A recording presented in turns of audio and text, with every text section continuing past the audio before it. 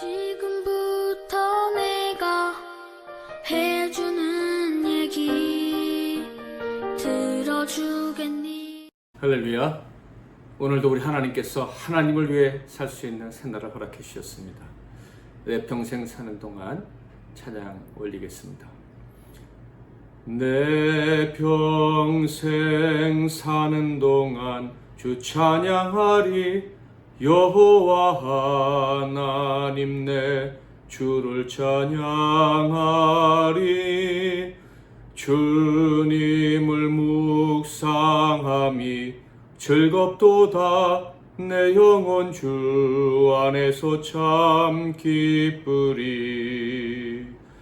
내 영혼아 주님을 송축하라. 내 영혼아 주님을 찬양하라. 내 영혼아 주님을 송축하라.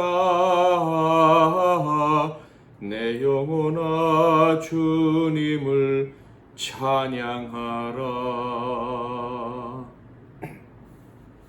아멘. 오늘 하나님께서 주시는 은혜의 말씀은 구약성경 이사야 17장 1절부터 14절 말씀이 되겠습니다. 이사야 17장 1절부터 14절 말씀, 제가 12절부터 14절까지 말씀만 봉독해 드리겠습니다. 슬프다 많은 민족이 소동하였을 때 바다 파도가 치는 소리같이 그들이 소동하였고, 열방이 충돌하였을 때 큰 물이 몰려옴같이 그들도 충돌하였도다. 열방이 충돌하기를 많은 물이 몰려옴과 같이 하나 주께서 그들을 꾸짖으시리니 그들이 멀리 도망함이 산에서 겨가 바람 앞에 흩어진 같겠고 폭풍 앞에 떠도는 티끌 같을 것이라. 보라, 저녁에 두려움을 당하고 아침이 오기 전에 그들이 없어졌나니 이는 우리를 노력한 자들의 몫이요 우리를 강탈한 자들의 봉이니라. 아멘. 오늘은 같은 환난 다른 운명, 같은 환난 다른 운명, 이런 제목으로 하나님 말씀을 상고하겠습니다. 제가 어렸을 적 청소년 시절에 이사야서를 읽다가 중단했던 기억이 있습니다. 그 이유는 이사야서가 너무 무서웠기 때문이에요. 청소년기에 죄책감도 참 많던 시대에 이 심판과 저주의 이야기가 계속되는 이사야서, 그리고 이어지는 예레미야서 읽는 것이 저에게는 참 힘든 일이었습니다. 그래서 이사야와 예레미야서를 건너뛰고 통독했던 기억도 있습니다. 그런데 어느 순간부터 달라졌지요. 이사야서가 정말 큰 하나님의 사랑을 담고 있는 책이구나 하는 것을 깨달은 다음부터는 이사야서가 너무나도 은혜롭게 다가오기 시작을 한 것입니다. 그렇습니다. 이사야서는요, 사랑의 책이에요. 하나님의 사랑을 듬뿍 담고 있는 책이다 하는 것입니다. 1장부터 39장까지 이 저주와 심판의 말씀이 많이 등장합니다. 그래서 겉으로 그 하나님의 본심을 알지 못한 채 읽으면 무서울 수 있고 힘들 수가 있습니다. 그러나 그 저주를 언급하시는 하나님의 의도를 깨닫게 되면 결코 무서운 책이 아니고 감격하며 읽을 수 있는 재미있고 은혜로운 책이라는 것을 깨닫게 됩니다. 하나님께서 이 1장부터 39장에서 의도하시는 것이 어떤 것일까요? 그것은 간단합니다. 아주 단순한 거예요. 바로 세상 의지하지 말고 오직 하나님만을 의지하며 살아라 하는 것입니다. 하나님의 이기심이 너무 세시고 또 하나님의 독재적인 성격이 강해서 이런 말씀을 하시는 게 아닙니다. 오히려 그 반대죠. 하나님이 우리를 너무나도 사랑하시기에, 너무나도 오래 참고 계실 수 있으신 사랑의 하나님이시기에 이런 말씀을 하시는 거예요. 죄인이 살 수 있는 길, 하나님의 은혜로 용서받는 것, 그것밖에 없습니다. 여러분, 다른 길이 있을까요? 죄인이 어떻게 세상에서 복되고 행복하게 살 수 있습니까? 죄 용서를 받아야지만 살 수 있고, 우리 죄를 온전히 용서하시고 회복시켜 주실 수 있는 분은 하나님밖에 없어요. 마귀가 지배하는 거짓된 세상에서 사람이 안전히 살 수 있는 길은 없습니다. 그 어떤 것도 사람의 인생에 완전한 안전을 보장해 줄 수 없습니다. 그런데도 사람들은 너무 쉽게 잊어버려요. 그래서 돈이나 건강이나 가족, 그리고 힘 있는 사람들을 의지하려 합니다. 심지어 죄와 악을 의지해서 행복하게 살려고 하는 이런 미련한 사람들도 있어요. 어떤 사람은요, 자신을 향해서 칼을 감추고 다가오는 그 악한 자들의 감언이설에 속아서 그것들을 의지하고 심지어 섬기기까지 하면서 안전을 보장받으려 합니다. 그러다가 망하는 거예요. 죽은 신, 곧 우상을 섬기며 그들에게 복을 비는 그런 어리석은 일까지 서슴지 않는 사람들도 참 많습니다. 그 모든 것들은 다 허무한 것이에요. 그것들은 사람의 영혼을 구원할 수가 없어요. 당연히 진정한 행복을 줄 수도 없죠. 사람이 행복의 길을 얻고 진정한 안정을 누릴 수 있는 길은 죄 용서받는 길, 곧 예수의 십자가의 은혜를, 그 사랑을 아는 길밖에 없어요. 하나님의 구원이신 예수, 그 구원의 길을 알고 믿고 의지하는 것밖에 없습니다. 그래서 성경은 그것을 진리다라고 하는 거예요. 하나님의 사랑과 그 사랑이 나타난 결정체 십자가, 그것이 진리다. 그것을 믿고 의지하는 자만이 살 길, 평안의 길을 얻을 수 있다는 거예요. 다른 길은 다 거짓입니다. 망하게 하고 저주스러운 인생으로 끝마치게 하는 그런 거짓된 안내자들인 거예요. 그러므로 하나님께서 하나님만을 의지하라고 교훈을 주시는 것은 하나님의 이기심에 따른 폭력적 행동이 아닙니다. 사랑의 행위시고 기회를 주시는 은총의 행위인 거예요. 근데 사람들이 이 하나님의 마음을 거절한 것입니다. 감히 거절을 한 거예요. 얼마나 큰 죄를 저지르는 것인지 모르고 거절을 한 것입니다. 심지어 다른 사람도 아니고 하나님을 알 뿐만 아니라 지금까지 말할 수 없는 은혜를 입었던 아브라함과 다윗의 자손들, 즉 북이스라엘과 남쪽 유다 사람들도 그 하나님을 의지하는 일을 거부했던 것입니다. 마치 원래부터 마귀의 자식들이었던 것처럼 악하게 하나님을 대적하기까지 했습니다. 하나님의 시기심을 촉발하기로 작정한 것처럼 세상과 우상들을 간음하며 섬겼어요. 그래서 하나님이 징계하신 거예요. 더 이상 관심을 갖지 않겠다고 하시면서 버려버리실 수도 있으셨어요. 그러나 하나님은 그 백성들을 너무나도 사랑하셨기에, 그리고 그들에게 있었던 하나님이 사랑하셨던 조상들인 아브라함과 야곱에게, 다윗에게 약속하셨기에 그를 돌이키게 하시려고 징계를 하신 것입니다. 그러니까 징계의 목적은 분명합니다. 그것이 사람들에게 무서운 매우 환난처럼 다가왔어도 하나님의 뜻은 그들이 회개하고 돌아와 하나님 품에 안겨서 하나님의 도움을 구함으로 구원을 얻게 만드시기 위하심이었다 하는 거예요. 수치와 눈물과 고통이 멈추고 하나님의 선하신 통치 가운데 정의롭고 공의로운 세상에 살게 하시려고 하나님이 그들에게 매를 드셨다 하는 거예요. 그래서 하나님은 북이스라엘과 남유다에게 같이 사랑의 매를 드신 거예요. 그리고 그뿐 아니라 하나님을 괴롭히려 하고 하나님이 사랑하시는 이스라엘과 남유다를 괴롭히려 했던 자들에게도 돌이킬 수 없는 무서운 형벌을 내리셨어요. 매를 드셨다 하는 거예요. 그런데 이 매는요, 이스라엘 사람들에게 내린 매와 다르죠. 이방인들에게 내린 매를 통해서 하나님의 백성들이 세상을 의지하는 것이 얼마나 험한 것인지를 가르치려 하셨어요. 세상을 의지했던 그 일, 그리고 그들이 의지했던 세상, 그것이 얼마나 초라한 일인지 알게 하셨다 하는 거예요. 앞에서 아수르와 바벨론 그리고 블레셋에 대한 심판을 행하겠다고 하신 하나님은요, 이제 아람도 심판하시겠다고 말씀을 하십니다. 그들을 의지하는 것이 얼마나 어리석은 일인지, 그리고 그들은 얼마나 처참하게 멸망을 당하게 될 것인지 이제 말씀을 하시는 거예요. 1절과 2절을 볼까요? 다메섹에 관한 경고라. 보라, 다메섹이 장차 성읍을 이루지 못하고 무너진 무더기가 될 것이라. 아로엘의 성읍들이 버림을 당하리니 양무리를 치는 곳이 되어 양이 눕되 놀라게 할 자가 없을 것이며. 다메섹, 아람의 수도가 다메섹이죠. 그것이 폐허가 될 것이다 라는 말씀입니다. 아람, 이 나라는 어떤 나라입니까? 에브라임이라고도 불렸던 북이스라엘이 하나님 대신에 의지했던 나라입니다. 에브라임은요, 이 아람과 손을 잡고 남쪽 유다를 공격까지 했습니다. 우리가 힘을 합쳐서 아수르를 대적하자면서 그런 일을 했어요. 하나님을 의지해야 될 에브라임이 아람을 의지했다 하는 거예요.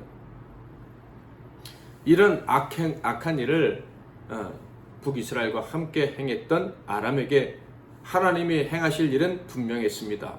3절 에브라임의 요새와 다메섹 나라와 아람의 남은 자가 멸절하여 이스라엘 자손의 영광같이 되리라. 만군의 여호와의 말씀이니라. 완전히 멸절하게 될 것이다 라는 말씀이에요. 유다의 남은 자들은요 다시 하나님의 은혜를 잊고 삽니다. 그러나 아람의 남은 자들은요 완전히 멸망하게 된다 라는 말씀을 하고 계십니다. 그러니까 이 악한 자들, 하나님을 대적하는 자들에게는, 하나님을 모르는 자들에게 내리는 심판은 비슷한 것 같지만은 완전히 다르다라는 말씀을 하고 계신 거예요. 아람과 함께 멸망하게 될 것이 바로 북이스라엘이죠. 그런데요, 그 둘의 운명은 같은 것 같지만 결코 같은 것이 아니에요. 4절과 5절 그리고 9절, 10절, 11절에서는 북이스라엘 역시도 아람과 같이 철저한 멸망을 당하게 된다라고 말씀을 하십니다. 그런데 가만 보면 다른 점이 있어요. 그 다른 점에 대해서 바로 6절, 7절, 8절에서 이야기하고 있습니다. 볼까요? 그러나 그 안에 주울 것이 남으리니 감람나무를 흔들 때 가장 높은 가지 꼭대기에 과일 2-3개가 남은 같겠고 무성한 나무의 가장 먼 가지에 4-5개가 남은 같으리라. 이스라엘의 하나님 여호와의 말씀이니라. 그날에 사람이 자기를 지으신 이를 바라보겠으며 그의 눈이 이스라엘의 거룩하신 이를 뵙겠고 자기 손으로 만든 제단을 바라보지 아니하며 자기 손가락으로 지은 아세라나 태양상을 보지 아니할 것이며. 너무나도 놀라운 말씀, 은혜의 말씀이죠. 이스라엘도 패망하는 중에 남은 자가 있을 것인데 그 남은 자들은 하나님을 의지하는 복을 받을 것이다. 하나님을 바라보게 될 것이다. 더 이상 우상을 쳐다보지 않을 것이다 라는 말씀을 하고 계신 거예요. 하나님이 사랑하시는 자녀, 하나님을 아는 자녀와 그렇지 않은 사람의 운명은 비슷한 것 같지만 본질적으로 완전히 다르다는 것을 이 말씀을 통해 알 수가 있습니다. 하나님을 부정하는 마귀의 자녀들은요, 재앙이 시작되면 다시는 회복이 불가능할 것입니다. 그러나 하나님을 아버지로 부르는 자들은 비록 범죄하여 재앙을 만난다고 해도 그 절망으로 끝날 수는 없습니다. 회복의 기회를 맞이할 수 있다, 이런 얘기예요. 그 첫 번째 증거가 하나님의 자녀들은 무엇을 볼 수 있느냐면 하나님을 대적하고 하나님 백성을 원수 삼아 공격했던 자들이 완전히 패망하는 것, 회복 불가능한 상태로 떨어지는 것을 보게 된다 하는 거예요. 사랑하는 성도 여러분, 그러므로 여러분이 정말 하나님을 의지하기 원하는 사람, 그런데 실수로 세상을 의지해서 하나님의 징계를 받는다면 걱정하지 마십시오. 하나님이 회복시켜 주실 거예요. 속히 회개하기만 하면 됩니다. 또한 우리가 하나님을 의지하지 않고 세상을 의지했을 때 우리를 치던 원수들, 약점을 잡고 공격하던 자들은 완전히 망하게 되는 것을 보게 될 것입니다. 이 12절부터 14절은요, 하나님의 자녀들을 대적하던 자들이 얼마나 비참하게 망하게 되는지를 보여주고 있어요. 슬프다 많은 민족이 소동하였을 때 바다 파도가 치는 소리같이 그들이 소동하였고 열방이 충돌하였을 때 큰 물이 몰려옴같이 그들도 충돌하였도다. 열방이 충돌하기를 많은 물이 몰려옴같이 하나 주께서 그들을 꾸짖으시리니 그들이 멀리 도망함이 산에서 겨가 바람 앞에 흩어진 같겠고 폭풍 앞에 떠도는 티끌 같을 것이라. 보라, 저녁에 두려움을 당하고 아침이 오기 전에 그들이 없어졌나니 이는 우리를 노력한 자들의 몫이요 우리를 강탈한 자들의 보응이니라. 우리가 하나님의 자녀라면 우리의 대적에게는 보응의 날이 있다는 것을 알아야 합니다. 그 보응의 날이 임하면 그들은 흔적도 없이 사라지게 될 것 역시 아셔야 하는 거예요. 하나님이 원수 갚아주시는 날, 완전히 갚아주시는 날이 있을 거예요. 우리가 범죄하지 않을 때나 심지어 범죄했을 때라도 우리의 약점을 잡고 우리를 공격하는 자들은 하나님이 완벽하게 보응을 해주시는 날이 오는 거예요. 그래서 하나님은 우리에게 원수 갚지 말라고 하시는 거예요. 하나님이 갚아주시길 갚아주시는 날이 올 것이기 때문에, 게다가 하나님이 원수 갚으시는 그 날은 완전한 보응의 날이 될 것이기 때문에, 사랑하는 성도 여러분, 우리에게는 하나님의 완전한 구원이 있습니다.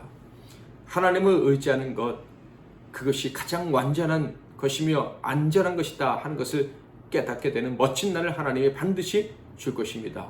14절을 다시 한번 확인해 볼까요? 보라, 저녁에 두려움을 당하고 아침이 오기 전에 그들이 없어졌나니 이는 우리를 노력한 자들의 몫이요 우리를 강탈한 자들의 보응이니라. 해가 뜨기 전에 적들이 사라지게 된다는 말씀입니다. 하나님을 신뢰하는 우리에게는 아주 신속한 도움이 찾아오는 거예요. 두려움 없는 아침을 맞이하게 해주시는 그날이 있다, 이런 얘기입니다. 사랑하는 성도 여러분, 악인들의 심판은 우리도 생각지도 못한 그 순간 너무나도 빨리 찾아오게 되고, 하나님을 의지하는 우리들에게는 신속한 구원이 임하게 되는 것입니다. 이 사실을 믿으시기를 바랍니다. 그러므로 지금 저와 여러분이 어디에 있든지 간에 하나님을 의지하기를 원하고 하나님을 의지하며 사는 하루를 또 시작을 했다면 걱정하지 마십시오. 오늘 새벽이 이제 시작이 됐는데 해가 뜨기 전에 원수들이 물러가고 우리 안에 참 평안이 찾아오는 그 기적을 만나게 될 것입니다. 하나님을 의지함으로 원수들을 물리치시고 날마다 새로운 구원을 주신 하나님을 체험하며 사는 저와 여러분이 다 되시기를 주님의 이름으로 축복합니다. 내 평생 사는 동안 한 번 더 찬양하겠습니다. 내 평생 사는 동안 주 찬양하리. 여호와 하나님 내 주를 찬양하리. 주님을 묵상함이 즐겁도다. 내 영혼 주 안에서 참 기쁘리. 내 영혼아 주님을 송축하라. 내 영혼아 주님을 찬양하라. 내 영혼아 주님을 송축하라. 내 영혼아 주님을 찬양하라. 기도 제목을 드리겠습니다. 첫째로, 하나님만을 의지하는 나를 대적하는 모든 것들은 심판을 받게 된다는 것 의심하지 않게 해달라고 기도하겠습니다. 오직 하나님만을 의지하기를 원하시는 그 하나님의 사랑과 뜻을 깨닫고 담대하게 살아가는 자가 되게 해달라고 기도하겠습니다. 두 번째로, 민족 복음화, 세계 복음화를 허락해 달라고, 이 놀라운 역사 이루실 줄 믿고 하나님만 의지하며 살아가는 자가 되게 해달라고 기도하시고요. 이 민족에게, 이 온 땅 위에 하나님의 은혜를 주시사 모든 환난에서 살아가는 모든 사람들을 건져달라고 기도하겠습니다. 세 번째로는, 오늘 하루의 삶을 위해서 살아가는 모든 이들과 동역자들, 사역자들, 우리 MBC 나눔교회와 이 땅의 교회들을 위해서 기도하겠습니다. 제가 먼저 잠깐 기도하고 여러분 각자 기도하시고 하루를 시작하시길 바랍니다. 하나님 아버지, 우리는 환난을 당해도 낙심하지 않습니다. 우리의 운명은 영원히 저주받을 운명이 아니라 언제나 하나님의 은혜로 새로워지고 다시 일어서고 구원의 기적을 체험할 운명이기 때문입니다. 하나님 아버지, 하나님께서 오늘도 살려주실 줄 믿고 하나님을 의지하며 시작하는 모든 종들에게 하나님의 신실하심을 보여 주옵소서. 예수 그리스도의 이름으로 기도하옵나이다. 아멘.